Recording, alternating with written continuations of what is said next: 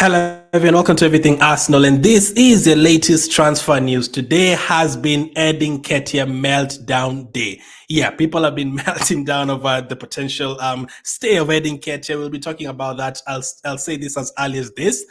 Nketiah will definitely leave Arsenal. Like, if he doesn't leave Arsenal by September 1st, you can come to the comments and, confront me about anything to do with Nketiah. I am 100% sure he's going to leave Arsenal by the end of the transfer window. No one said he's going to stay at Arsenal because he's not going to go to Marseille, but we're going to talk about that one. Let me know what you make about everything that has been going on in terms of that. Also, the latest on Coman. Could Coman be the guy to replay to back up Saka next season, this coming season? People have been complaining a lot about us not getting a backup for Saka with the season just less than a week away. Ramsdale has finally gotten a team and a couple of other pieces of news. So let's start with Nketiah, because that's the one people have been talking about today. This is what was reported earlier today by Fabrizio Romano. Olympique Marseille did not want to match Arsenal's 30 million euro package. Arsenal were asking for Nketiah, and they've already moved for another striker, the lone striker that we played against last season. They already moved for him. I think it's like 25 million plus something they're going to buy him. So Nketiah is not going to go to Marseille. Now, the last two videos that I've talked about Nketiah, I have said this. Even if he doesn't go to Marseille, you can check those videos. I said, even if he doesn't go to Marseille, Marseille is not the only team that is going to want Nketiah. I've had a couple of debates with people on Twitter and stuff, and people are saying, if Marseille are not going to sign him, Nketiah is an average striker. There's no other team that's going to come in for him. I 100% completely disagree. So far, this transfer window, it's not only Marseille that have been linked to Nketiah. We've had like 5 teams that have been linked to Nketiah already. Now, before Marseille was even, in this picture, there was like 4 or 5 Premier League teams that have been interested in Nketiah. We were told about Wolves before, Crystal Palace were interested before, Leicester was mentioned before by Ben Jacobs, a couple of other teams were mentioned in Fulham as well. The first team that was linked to Nketiah was Fulham before they got Smith Rowe. So teams have been interested in Nketiah. Now, the fact that they're not going to pay the money is a different case. Now, for me, I still believe we are going to get something close to 30 million. And I don't agree with people saying, no, just sell him for 15 million, just sell him for 16 million. We can't be doing that. Doesn't matter how average or how bad of a striker we Arsenal fans think Nketiah is. Those teams have been linked to him, which means they want him in their team. Marseille wanted him in their team, be it they didn't think he's 30 million. Other teams will want him in their team. We can't just throw away a player like that. We have how many players do we have at Arsenal that we can sell? Not many. The players that we can get 100 million for, we can't sell. We can't sell Odegaard, we can sell Saka, we can sell Saliba. So the 4 or 5 that we have that we can sell, I don't even include the likes of Partey and Jorginho on that list. They're over 30. Even if you decided to sell them right now, how much money are we really going to get for them? So the only players that we can get, especially for pure profit, are Smith Rowe, Nelson, and Nketiah. We cannot just start saying, throw away Nketiah, throw away Nelson, give them away for 5 million each, and then we get 10 million for 2 players. No, I know they offer 23 million, but that is not the value that Arsenal had for him. Arsenal wants 30 million euros plus whatever else, but whichever else bonuses that they want. That is what we need to stick to. We can't just say, okay, fine, no one else wants Nketiah, we're just going to sell him because Arsenal fans don't like him, let's just sell him. Okay, Arsenal fans don't like Zinchenko, let's just give him away for 5 million. Or Arsenal fans don't think Partey is good enough, let's just sell him for 5 million. We cannot do that. Do I think Nketiah is worth 30 million euros? I do. Whatever else they're including in the deal, I don't know. Now, it doesn't matter how average people think he is. Doesn't matter at all. Like, I've seen strikers who've played, half a season in the Premier League, even players like Duran at Aston Villa. How many games has he played for Aston Villa? How many goals has he scored? Aston Villa talking about 40, 50 million. Omorodion at Atletico Madrid, never seen him playing for Atletico Madrid. He was about to go to Chelsea for 35, 40 million. Nketiah has done something in the Premier League. It has not been enough for us, correct? But he has done something in the Premier League. He has scored goals in the Premier League. He's been in the Premier League for a lot of years. He's had consecutive games where he scored goals, he scored a hat-trick, he scored braces, he scored in big matches. He has done something. It's not been enough for us, correct? Is it going to be the answer for us to go to the next level? Definitely not. But in terms of us selling him, we have to stick to what we want in terms of pricing. The moment you budge just like that, like, okay, we're not going to get 30 million, let's just give away 25 million. we are not going to get the respect in the market that we want. We've always talked about Arsenal being bullied in the transfer market. We let players go out on a cheap. A lot of those players, the Van Persies, the Adebayos, all those players that we've sold over the years, we let go of Sanchez and Ozil on a free. And then, when we buy players, we have to pay a lot of money for them and all that. Players like Nicolas Pepe and that. We cannot just get bullied in the transfer market because we are desperate to get rid of Nketiah. Teams will come in for him. So for the people who are saying teams are not going to want Nketiah, his average is only Marcy that wanted him, whatever, I don't agree with that. I did say there's a lot of teams in Europe. There's a lot of teams in Spain. There's a lot of teams in Netherlands. There's a lot of teams in France. There's a lot of teams in Germany. There's a lot of teams in England. There's a lot of teams in Italy. Teams will be interested in him. I'd not be surprised right now if I had Atalanta wanted Nketiah.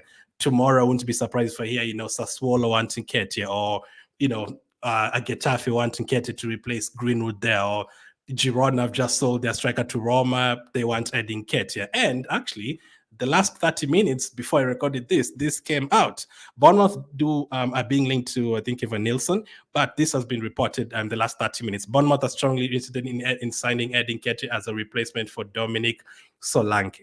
Now, they might end up getting another player. I'm not saying he's definitely going to go to Bournemouth. What I'm saying, we have to get as much money as we can for this deal, because we don't have too many players that we can sell for pure profit. The players that we can sell, we don't want them to go anywhere right now. They're part of the project. There's only like 3-4 players that we can sell. I've already sold one of them, which is Smith Rowe. Right now, which other players do we have that we can sell? Nelson, Nketiah.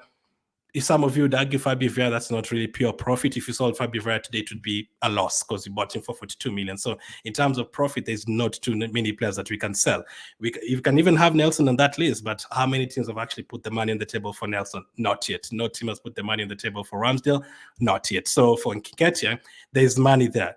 And I'm sure teams will come in for him. Teams will get desperate. The moment you get into the middle of August and end of August, teams will sell their strikers and they'll be looking around. They'll be like, okay, Edin Nketiah is available. Let's try and get him. Let's try and convince him. Even if we eventually don't get that 30 million and you have to settle for 28 million and would have gotten 23 million 3 weeks before, that is fine. That extra 2 million, 3 million, I don't know how it's going to help the team. It's definitely going to help the team. So for me, I'm not in a rush to sell him today before the season starts. I know he's not going to play for Arsenal this coming weekend.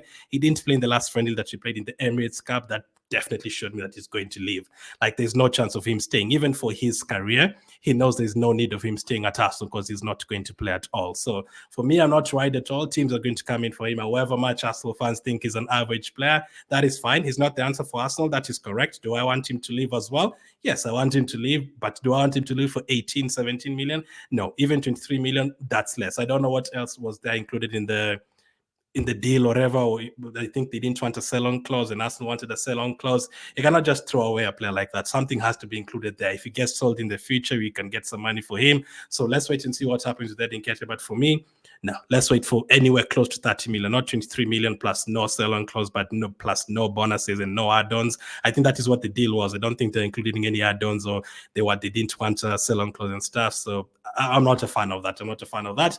We are going to get teams that are going to want him. So as I said, if he's not sold by September 1st, then you can come to the comments and tell me, Glenn, you don't know anything about football and you can confront me about it. I am sure Nketiah is going to leave Arsenal. So next up, let's go to the players that are going to join Arsenal. I had to get that rant out for Nketiah because there's been a lot of meltdown today on him. Kingsley Coman, also the latest on him. I've not talked about Kingsley Coman at all, but he was linked to Arsenal a couple of days ago. Arsenal are plotting a shock move to sign Bayern Munich winger Kingsley Coman on a season-long loan. Sources have told Football Insider. Sources say Coman is keen on making the move this summer, but would seek assurances over his playing time. Now, there's a couple of issues with this particular deal. Now, let's start with the positives. If you have Coman there and you have a backup for Saka, that would be great. But there's a couple of things that are, there's another positive. Like before last season, before Bayern Munich didn't win the league last season, before that, Kingsley Coman had won like 8 or 9 titles in a row wherever he had been, at PSG, at Juventus, at Bayern Munich. He had literally won every single title every single season, like the league titles up until last year. I think it's like 8, 9, or maybe even 10. Like, that's crazy for his age, having won all those leagues in France, in Germany, and also in Italy. Crazy. Maybe he can bring that good luck to us and he can add us something. But the thing is, would he really want to be a backup? I don't know, man. Yes, they've signed Olise there. They have Sane there. Yes, that is a problem. That is a reason why I'd want to leave. But would you really want to join Arsenal and be a backup for Saka? I don't know. Because Saka is a first team at Arsenal. I don't think you can really convince anyone that if you come to Arsenal, you're going to definitely play. When he's playing in the same position as Saka or Odegaard or Saliba, they'll be like, are you sure we're really going to play? Saka is your star boy. Everything goes through him over the last 4 or 5 seasons. Are you really going to drop him for me? I don't think so. I think he'd be looking for a team where he's going to play. Why it benefits Arsenal is the fact that it would be a loan deal, maybe an option to buy, an obligation to buy, so that could help us to, focus on other positions, midfield and striker. And then we know that we have a winger that you're going to pay for next season. That would be great. I think that was the same with Sane. If you're going to end up getting Sane, it's the loan with an obligation to buy.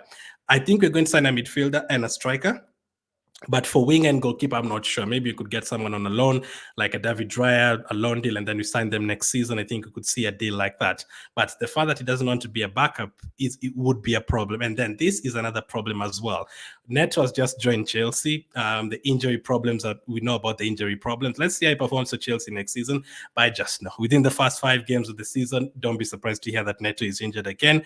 Don't be surprised. Now, Coman could even be worse in terms of injuries compared to Neto. Now, look at this. Last season, Coman missed 21 games through injury. 5 different injuries last season. He missed 21 games. 5 different injuries in a season. That is crazy.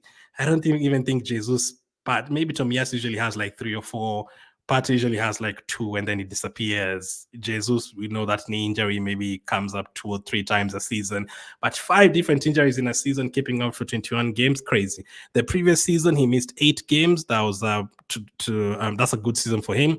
The previous season, 16 games. 2020, 2021, he missed 6 games. And then before that, it was horrific. He missed 12 games, then 28 games, then 23 games. And it's just crazy. Just look at all those games he was missing. And per season, he's picking up 6 injuries, 5 injuries, 4 injuries. That is scary. That is very scary. Like in terms of if you want a player to come to Arsenal, Coman has been picking up a lot of injuries. If I'm not wrong, he even missed one or both of the games that we played against them last season. I can't remember, but I'm sure he missed the one that we played at the Emirates. I think the injuries are very, very bad for Coman. So if you're not signing Neto, if you didn't want to sign Neto because of the injuries, then it wouldn't really make sense if you're signing Coman because of the injuries as well. Unless they see like it's worth it with the loan deal, maybe let's just risk it for 1 year. We're not buying him; it's an option to buy. If he comes and he plays 30 games in the Premier League, then we can decide to sign him after that. But those injuries are a problem. So it's very difficult to get wingers. I don't think Nico Williams is going to leave Bilbao. I think he's just been given a new number there. I think number 10 or something. It doesn't look like he's going to leave. Neto's moved on to Chelsea. Sane looks like he's going to stay at Bayern. So there's not too many wingers unless we're going to try and get Coman. Edu is currently in Spain, so I don't know what deal he's working on over there. Let's wait and see.